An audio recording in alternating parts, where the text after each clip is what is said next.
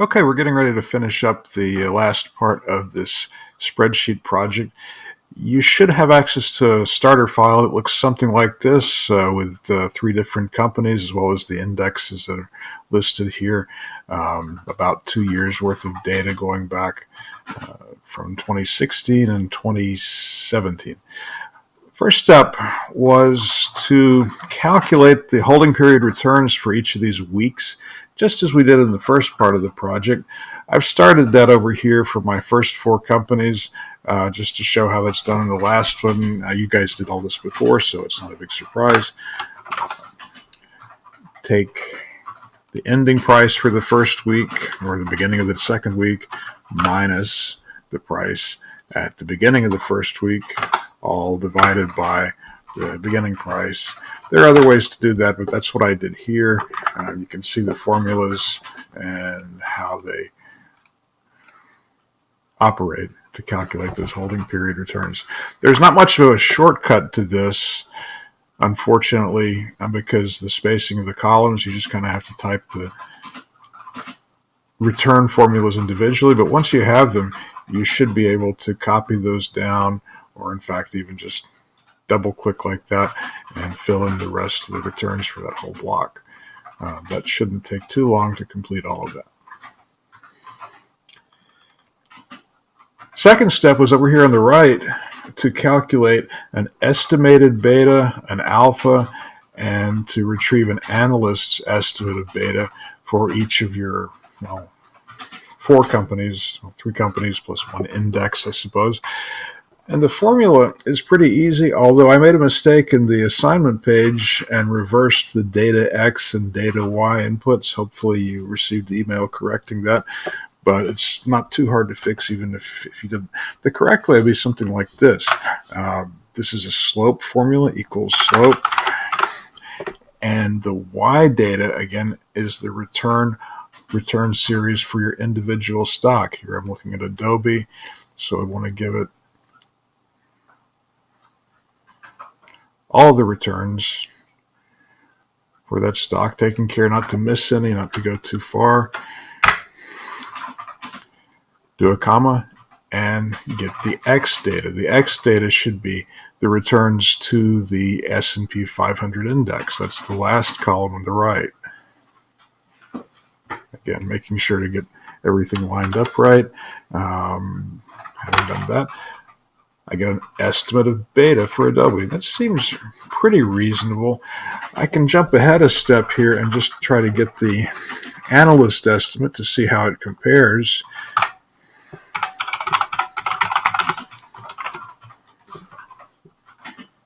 I mentioned how to do this in question 3 using the Google Finance formula, giving it the ticker symbol and the keyword beta, close parentheses. I'm not too far off. My estimate was about 1.26, and the analyst here estimated 1.11. I would say those are in the ballpark. The alpha is pretty easy. It's the intercept formula using the same inputs. Again, data Y is the return series for the individual stock, in this case Adobe. Data X would be the returns on the index. Running the same regression, getting the same parameters out, something pretty close to 0. That's what I would expect for all the results, really, to be some small number fairly close to 0. That's it for Adobe. I won't repeat this. It's the same process for the next 2 companies. You can do the same thing for the NASDAQ small cap index. You could do this for the S&P 500 index as well, but I guarantee you would find a 1.00 here and a 0 for alpha, and probably nothing would come up for the analyst beta there. Give it a try and see if it works, but don't be too surprised if there's nothing meaningful there.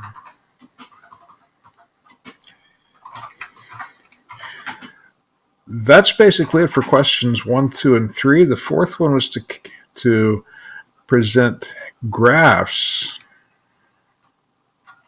scatter plots representing what we call the security characteristic line for each of these stocks. Again, I'll just do it for the first one. Let's see, for Adobe, probably the best way is to highlight the two series of returns. I'm highlighting the returns for the stock here, holding down the control key and getting also the returns to the index as well.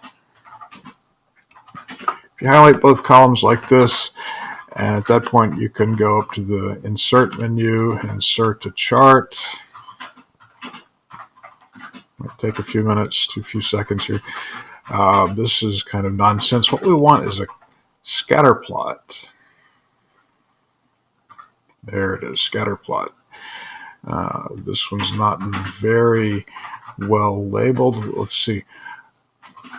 I know I want the x-axis to represent the returns to the index, and on the y-axis I want the returns to my individual stock. And it looks like Google has reversed those. The x-axis here is taken from column K, and the series, or the y-axis, is taken from column O. There may be easier ways to do this, but I think the quick thing for right now is just to type in the ranges that I want those to refer to, switching, in my case, column O and column K. You'll probably have to do just about the same thing.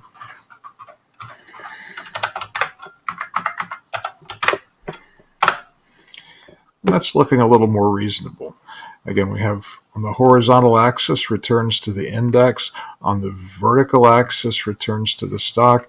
It does seem like there's a reasonable linear relationship here for this company with a bit of a positive slope.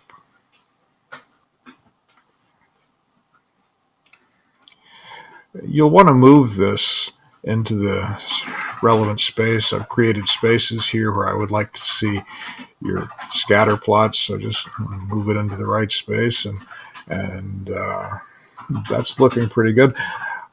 Other steps in the process included adding the linear regression line. You can do that by, again, opening up the chart settings, edit the chart. I believe that's still under customize, I guess it is. Customize and series. We want to add a trend line to this. Basically, creating that regression line that we've talked about in class. In fact, you can, while you're here, you can go ahead and add the label. The label heading, one of the choices is to use the equation. And sure enough, if you look here, you'll see that regression line with a 1.26 coefficient on the market index and your alpha or intercept over here. This is consistent. That's the beta we saw from the slope formula, and this seems pretty good. You might want to go ahead and add the labels for the horizontal and vertical axis, but realistically, that looks pretty good to me. For your assignment, you'll have 3-4 more of those to do. I guess 3 more. I'm not sure you'll find anything. You wouldn't find anything useful for the S&P index against itself, so no point doing that. I've only asked you for 4 graphs, and that's an example of the first one. I think that's about it. You'll want to repeat that process for your other 2 stocks and for the NASDAQ small cap index, and answer the 2 questions. I won't do that here, but you can answer the questions and type your answer into the box. That's all. Nothing more to it. Once you've done those for all 4 assets, 4 graphs, filled in the blanks, you're done.